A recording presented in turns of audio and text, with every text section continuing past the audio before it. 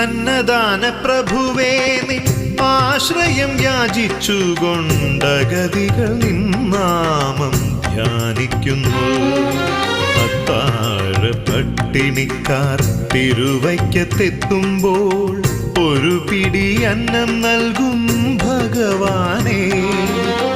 അന്നദാന പ്രഭുവേ നിൻ ആശ്രയം യാചിച്ചുകൊണ്ടഗതികൾ നിന്നാമം ധ്യാനിക്കുന്നു. ഓ ശംഭോ ശിവശംഭോ സ്വയംഭോ